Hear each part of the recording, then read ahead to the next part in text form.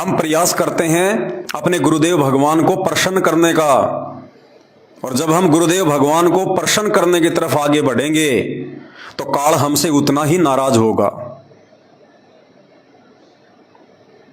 तो इस समय ये काल सभी से आपको दूर कर देगा, सबको आपका दुश्मन बना देगा। उस समय आपके अंदर मायूसी छाएगी, आपके अंदर चिंताएं बढ़ने लगेंगी। अगर वर्तमान में कोई सतगुरु रामपाल जी भगवान का भगत साध संगति से जुड़ा हुआ है और पूर्ण मर्यादा में है या पूर्ण मर्यादा में रहने का प्रयास कर रहा है, तो वर्तमान का जो समय है, इस समय उसको एक बेचैनी सी महसूस होगी, उसको कुछ खालीपन सा महसूस होगा। उसके अंदर इस काल के द्वारा निराशा पैदा करने का प्रयास किया जाएगा कि ये भगत ये सोचने पे मजबूर हो जाए कि मैं तो भक्ति भी सही कर रहा हूं, साध संगति से भी जुड़ा हुआ हूं, फिर भी मेरे से कोई बोलता क्यों नहीं, मेरे से कोई बातचीत क्यों नहीं करता, लोग मेरे को महत्व क्यों नहीं देते, लोग मेरे को तवज्जो क्यों नहीं देते, मेरी बातों को कोई सीरियस क्यों नहीं ले रहा। वो भगत गुमसुम सा रहने लगेगा, उन्मुनी, उसके अंदर बेचैनी सी होगी। क्यों होगी? क्योंकि उस भगत का इस संसार में अपने सतगुरु के अलावा दूसरा कोई नहीं होगा। उस भगत के विचार यदि किसी से मिलेंगे तो केवल अपने गुरुदेव भगवान से मिलेंगे, या फिर उस गुरुदेव भगवान की मर्यादा में रह के उसकी तरह यदि कोई और चल रहा होगा तो उससे मिलेंगे। जब वो भगत आपस में मिलेंगे कभी, तो उनके अंदर एक खुशी होगी, प्रसन्नता होगी, और वो प्रसन्नता यहां के प्रधानमंत्री को भी नहीं होगी, यहां के राष्ट्रपति को भी नहीं हो सकती। जो प्रसन्नता पूर्ण मर्यादा में रह के साध संगति से जुड़े हुए दो भाई बहन जब आपस में कहीं मिल जाते हैं, वो वास्तविक खुशी होती है, निश्चल खुशी होती है, निष्कपट प्रेम होता है, निस्वार्थ भाव होते हैं। तो कहने का मतलब है, काल हमें इस समय निराश करने का प्रयास करेगा, हमें निराशा की ओर लेके जाएगा, हमें बेचैन करने का प्रयास करेगा।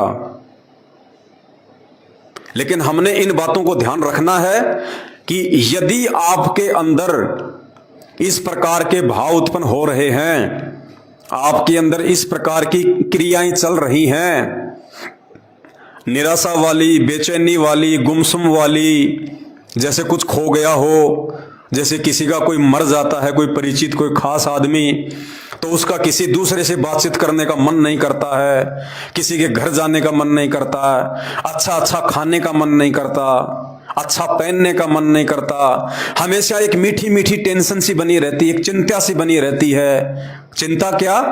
कोई लेन देन की नहीं, कोई हानि लाभ की नहीं, चिंता केवल उसको अपने गुरुदेव भगवान की तरफ से कि मेरे गुरुजी कब आएंगे, परमात्मा आप कब आओगे, हे परमात्मा ये दास आपकी मर्यादाओं से दूर ना हो जाए, परमात्मा हे बंदी छोड़, यहां तो काल का बहुत जबरदस्त पहरा है, परमात्मा आप ही बचा सकते हो मालिक, हम अपनी सूझबूझ से, हम अपनी भक्ति से नहीं बच सकते।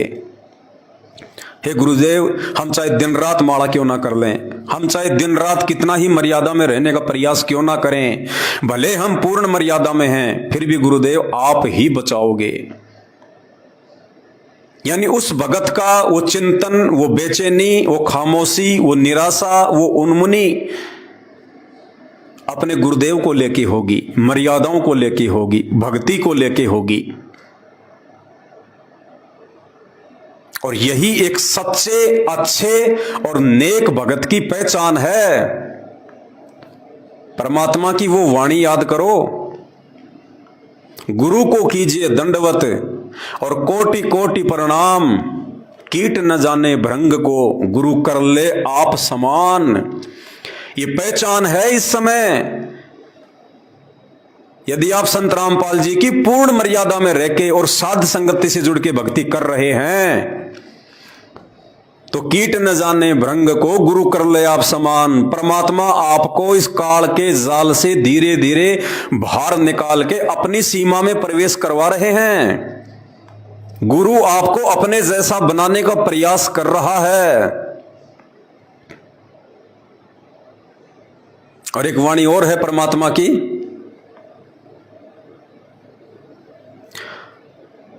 परमेश्वर की वाणी है कि मिले तो दंडवत बंदगी, नहीं तो पल पल ध्यान लगाए। मिले तो दंडवत बंदगी, यानी जब हमें अपने गुरुदेव भगवान मिले तो उस समय तुरंत हमने उनको दंडवत प्रणाम करना है। सबसे पहले दंडवत प्रणाम से पहले अपने मुंह से एक शब्द भी नहीं बोलना। मिले तो दंडवत बंदगी, ये आदेश है गुरुदेव का। अगर गुरुदेव कहीं रोड पे खड़े हैं, किसी आश्रम में खड़े हैं, कहीं भी खड़े हैं, और गुरुदेव और आपके बीच में यदि कोई कीचड़ भी है, मिट्टी भी है, गोबर भी पड़ा है, तो परमात्मा कहते हैं भगत ने ये नहीं देखना कि मेरे कपड़े गंदे हो जाएंगे, मैं तो अभी नहा के आया हूं। कहते हैं उस गोबर में, उस कीचड़ में, उस गंदगी में चाहे लैट्रिन क्यों ना पड़ा हो, तुरंत अपने गुरुदेव भगवान को दंडवत प्रणाम कर देना है। मिले तो दंडवत बंदगी, नहीं तो पल पल ध्यान लगाए। अब ये वो स्थिति पैदा हो रही है आप और हमारे अंदर धीरे धीरे, साथ संगत वाले भाई बहनों में। पल पल ध्यान लगाए। ये बेचैनी, ये निराशा, ये उदासी, ये खालीपन जो आपको हमेशा लगा रहता है, एक चिंता लगी रहती है आपको अपनी मर्यादाओं की, कहते हो पल पल ध्यान लगाने वाली प्रोसीजर है ये। क्योंकि हम कोई जगत में ध्यान नहीं लगाते। सुबह अपना नित्य नियम करते हैं जो विधि परमात्मा ने बता रखी है, भक्ति बोध हाथ में लेके खड़े होके परमात्मा के आगे। दोपहर को असुर निकंदन रमैनी करते हैं, शाम को संध्या आरती करते हैं, मंत्र जाप करते हैं। दोनों समय सुबह और शाम गुरुदेव भगवान को थोड़ा थोड़ा हलवा प्रसाद बना के भोग लगाते हैं। फिर परमात्मा का कोई सत्संग सुनते हैं, बीच में भाई बहनों से बात हो जाती है, कहीं उनसे मिलना हो जाता है। और बाकी समय यदि हम काम धंधा भी कर रहे हैं, कोई खेत में खेती कर रहा है, कोई मजदूरी कर रहा है, तो भी अपने गुरुदेव भगवान का ही ध्यान होना चाहिए। सांसारिक वस्तुओं में ध्यान नहीं रखना, जगत में ध्यान नहीं रखना, जगत की बकवादों पे ध्यान नहीं रखना कि राजनीति में क्या चल रहा है, उस क्षेत्र में क्या चल रहा है, पड़ोसी क्या कर रहे हैं, रिश्तेदारी में किसकी शादी आ रही है, किसका विवाह आ रहा है। हमारा चिंतन, हमारा मनन, हमारा ध्यान पल पल सतगुरु की भक्ति के प्रति होना चाहिए। मिले तो दंडवत बंदगी, नहीं पल पल ध्यान लगाए। पल पल ध्यान लगाने का मतलब ये नहीं कि 24 घंटे अपने गुरु जी का ध्यान रखो। हम जो सुबह नित्य नियम करते हैं, रमैनी करते हैं, शाम को संध्या आरती करते हैं, ये गुरु जी का ध्यान है। गुरु जी मीन्स गुरु जी कोई शरीर नहीं है। गुरु जी आप और हमारी तरह कोई बॉडी नहीं है, कोई 5 तत्वों का हाड़ मांस का पुतला नहीं है जो हम उनका ध्यान लगाएंगे। गुरु जी तो शब्द हैं, हम हैं शब्द। क्या कहते हैं गुरुदेव? हम हैं शब्द और शब्द हम माही, हमसे भिन्न और कछु नाही। हम हैं शब्द। गुरुदेव कहते हैं शब्द का मतलब अविनाशी, जिसका कभी विनाश नहीं होता। गुरुदेव कह रहे हैं कि मैं वो अविनाशी परमात्मा हूं। हम हैं शब्द और शब्द हम माही, और जिस शब्द से तुम्हारा आत्म कल्याण होगा, तुम्हारा उद्धार होगा, वो शब्द मेरे अंदर है, वो शब्द मेरे पास है, वो सार शब्द। हम हैं शब्द, शब्द हम माही, हमसे भिन्न और कछु नाही। तो जब गुरुदेव भगवान का रूप शब्द है और वो आत्मा को उद्धार करने वाला शब्द भी हमारे गुरुदेव भगवान के ही पास है और उनके अलावा और कुछ भी नहीं है, तो एक सच्चा भगत, एक सच्चा सेवक अपने गुरुदेव भगवान और उस शब्द के अलावा और किस बात पे ध्यान लगाएगा? उसकी बेचैनी सदा अपने गुरुदेव को लेके होगी कि परमात्मा मुझे अपने से दूर न करना। उसकी बेचैनी सदा भक्ति को लेके होगी कि परमात्मा आपकी भक्ति में कोई कमी ना रह जाए। उसकी बेचैनी सदा मर्यादाओं को लेके होगी कि परमात्मा कहीं इस दास से भूल कर भी परमात्मा कोई मर्यादाओं में त्रुटि ना हो जाए, परमात्मा अब की बार यदि रह गए। और कई बार जब यूट्यूब पे देखते हैं भाई और बहनों, इस प्रकार की वीडियो आते हैं, ये डिस्कवरी चैनल वगैरह पे जो जानवर वगैरह होते हैं, दास ने देखा जीवित को जो है वो खा रहे होते हैं, शेर वगैरह ये जीवित को, वो चिल्ला रहा होता है, पीछे से उसको पाड़ पाड़ के खा रहे होते हैं। और सतगुरु रामपाल जी भगवान ने कबीर सागर के सरलार्थ में इस बात का जिक्र किया है कि जय गुरु मिलते नहीं तो जाते नरक द्वार। लक 84 में जाते हम, और आज भी यदि हम सतगुरु रामपाल जी भगवान की पूर्ण मर्यादाओं में ना रह के और भक्ति भी करते रहेंगे तो भी भाई और बहनों हमें नरक में जाना पड़ेगा, 84 में जाना पड़ेगा, दूसरा कोई तरीका नहीं है।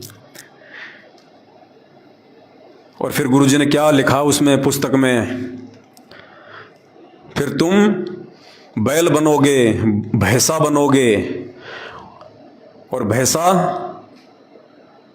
परमात्मा ने उसमें लिखा हुआ है कि शेर जो होता है ना, वो भैंसे को सामने से नहीं मार सकता। जो छोटे जानवर होते हैं, हिरण वगैरह है, उनकी तो वो गर्दन दबा के पहले उनकी मौत करता है।